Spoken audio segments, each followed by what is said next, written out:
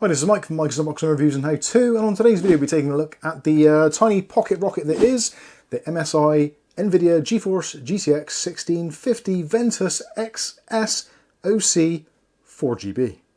Keep watching to find out more.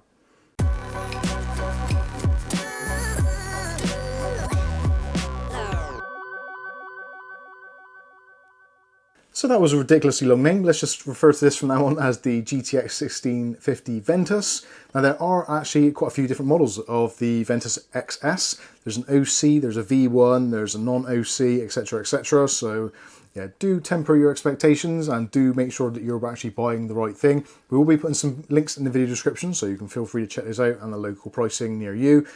At the moment, now at the very end of May 2022, the price of these things are still somewhat kind of ridiculous. I was very lucky, managed to pick this one up on a Facebook marketplace group, and I paid £100, which I think is actually a relatively good price. You can pick them up brand spanking new from places such as Scan and Overclockers here in the UK for somewhere in the region of about £150. Some places are selling them for ridiculous money, 200 plus. So I feel for £100, this is actually a pretty decent bargain for a 4GB card at the moment, which competes relatively well with certain other cards which are less favourable at the moment, such as the Radeon RX 6500 XT, which we've also reviewed, which you can check out in the links below. This is pretty much half the price of it, but is probably about 10% off in terms of performance, maybe slightly more depending obviously on the game. Some games do obviously favour Nvidia, some games favour Radeon cards. And also there are other things to take into the mix, such as FSR, DLSS, all those kinds of technologies for sampling, frame scaling, all that kind of stuff. So today we're going to be looking at this at 1080p, and we're going to be looking at it with kind of a mixture of medium to high settings, which I think most people will be tending to go with. We're combining it in our system with the Ryzen 5 3600 in a non-overclock state, just a standard straight out of the box, with 16 gigs of RAM. So it should give you a pretty good idea of what performance is going to be like if you manage to pick up one of these, which, to be honest with you, I think you probably should. And we'll go through that and the reasons why later on. Also, there'll be some gameplay, so you can see how it actually plays in real-world scenarios. There is a synthetic benchmark I've thrown in just for good measure. But actually, overall, for 100 quid, I don't think you can do a great deal better. But let me know what you think in the comments below. So let's take a look at the card first of all. As you can see, this is a twin fan version. So this is the MSI Ventus OC XS, whatever. Two fans on there, very, very quiet indeed. The card itself actually, when it's running, doesn't get particularly hot. The cooling situation is actually very good. And the fact that it doesn't draw any additional power, so there isn't any need for a 6-pin or 8-pin supplementary power connection. So this card again is going to be really good for those people that have maybe got kind of like an older office PC and they just want to do a little bit of gaming on it. Very easy to do, just plug it into your PCI Express Gen 3 x 16 slot. No need for extra power, so those older optiplexes and things like that, this is going to be absolutely fine. And that is the reason why these actually do command some of their value, purely for the fact that they are so ultimately compatible. So let's run through quickly some of the specs on the screen there. So this is running GDR5, not the GDR6 version, which is in the newer V1 version, which is considerably more expensive, based on a Turin TU117 die, same as the 1650 Super. You've got 896 CUDA cores. You've got a base core of 1485 MHz and a boost clock of 1740, although realistically in most games that we've been using today and in my testing, we're hitting 1900 MHz very, very easily and pretty much sustained across the board. So you're probably going to see better than that. Obviously, the way that these Turing cards work, they overclock themselves, pretty much. So as long as they're keeping nice and cool and the power is nice and stable, then you should see some pretty decent boost clocks. And it's not actually unheard of to get these overclocked up to 2000 MHz. The 4GB of RAM, although not a great deal of RAM these days as far as things go, is running on a 128-bit bus, which is obviously better than the RX 6500 XT, which is limited by that 64-bit bus. Connectivity-wise on the card, so not a great deal to shout about, but we have got 3 outputs and all 3 can be used at the same time should you wish to. So you've got DVI-D, dual link. You've also got HDMI, and that supports HDMI 2.0B, and also we've got a DisplayPort which supports DisplayPort 1.4. Realistically, up to 8K resolutions are supported, although obviously for gaming purposes that's probably not going to be viable.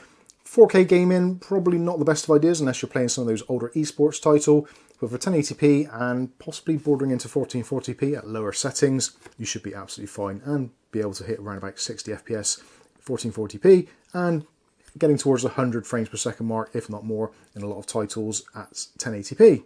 Something else I've noticed this is actually the physical size of it. It is actually a really tiny card. Not quite as small as some of those half-height cards we've seen on the market, but the benefit of this, because you do have slightly larger fans, and there are 2 of them, it is extremely quiet. And even the system under full load is basically silent, and the loudest thing in the system is probably going to be your CPU fan over and above these. So yeah, if you're looking at maybe building a media center PC and you want something to power those 4K titles, this is going to be absolutely brilliant for that.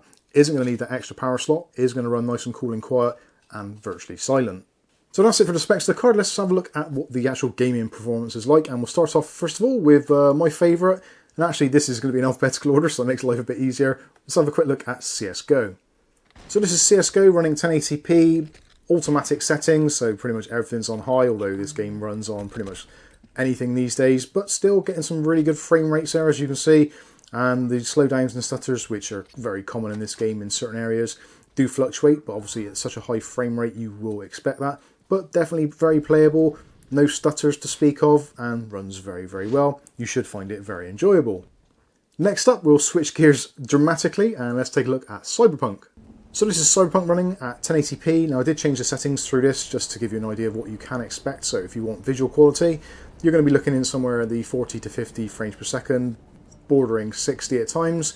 Although if you put it in 1080p, low settings, you should see those frame rates go up a little bit more, and you should be hitting between 60 and 80, obviously depending where you are in the map, what is going on, crowds, all those kinds of things. There's so many things you can tweak in this game to improve performance, so you can choose whether or not, if you want to play it as a semi-competitive game, you can crank up the FPS, although if you want to just enjoy it for its visuals, you can obviously do that at a almost cinematic frame rate.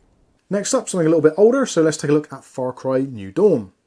Now, Far Cry New Dawn, when it first came out, actually was one of those titles which was a little bit harder to run, but the GTX 1650 for MSI actually powers through it quite nicely, reasonably good frame rates, and even with the settings set to medium, 1080p runs very well, and obviously getting into 3-figure digits at times, but generally you're looking at somewhere between 60 and 80 FPS, which is absolutely fine for this kind of game. And even the nighttime scenes all look very good, and it's all displayed very nicely. Next up, let's take a look at a firm favourite for this type of card. That is going to be Fortnite. So playing Fortnite, again, lots of things you can change here in the settings. Now I have started off playing this with it set to 1080p and set it to pretty much ultra. So this is going to give you the longest view distance, but also is going to give you all the eye candy. This does hit the performance of the card a little bit, so we do have those lower frame rates.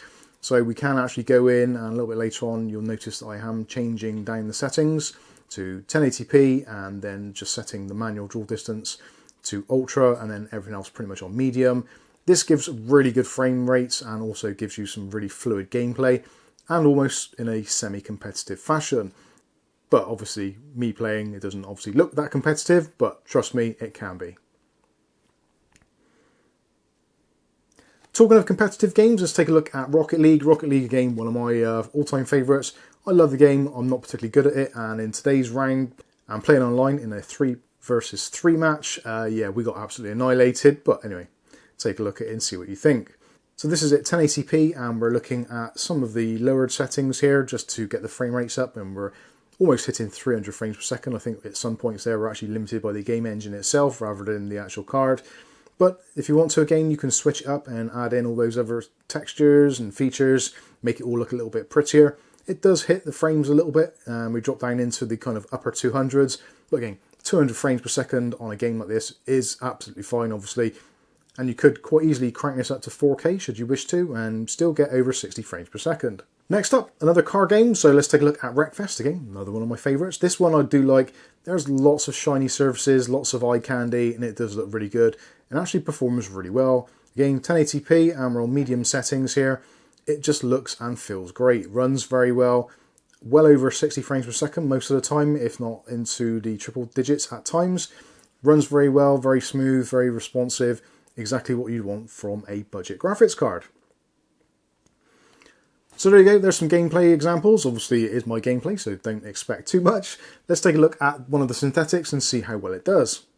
So this is 3Mark's Time Spy, and we're running through, this is just the generic test which runs straight away, and actually doesn't do too bad. Again, it really does tax these sorts of cards. Still gets through it, passes the test, and in terms of actually the end result, it comes up with a reasonably good figure. It's not the highest, it's not the lowest, it's kind of around about average, which kind of sums up what this card is.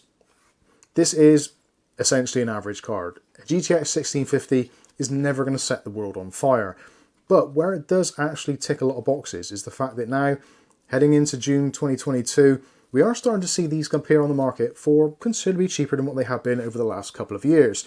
These have been somewhat kind of almost unobtainable for a long time unless you're willing to pay extremely crazy prices. Second-hand market, around about £100, possibly even lower. Let us know in the comments if you can pick them up lower than that. We'll be interested to hear from you. Retail-wise, somewhere in and around the sort of 150 mark, which isn't ideal. It would be nice to see these around about the 130, maybe even the £100 mark now. These are getting on a little bit. Good few years old. The Turing 1650 has been out probably, what, 3 years or so now. So, yeah, it is getting on a little bit. Would be nice to see these drop beneath that £100 barrier. But I think for most people, that is the kind of the bite-in point. If you're looking for a graphics card for gaming and you are on a limited budget, around about £100 is pretty much that sweet spot to get you into gaming. And then, obviously, if you want to, you can upgrade a little bit later on. And these do seem to hold their value. So even if you do buy a brand new one, you probably find you won't take too much of a hit when you sell it second-hand, unlike those of us that bought an RX 6500 XT. Anyway, that's all for now. Let me know what you think about this one in the comments section below. Do you think £100 is pretty much a decent price now for entry-level gaming, especially one that doesn't require any additional power and is obviously running on the latest Turing, well, almost the latest Turing technology? Let me know what you think in the comments section below, but for now, I've been Mike. This is Mike's Unboxing Reviews and How To, and hopefully we'll catch you in the very next video. Thanks for watching.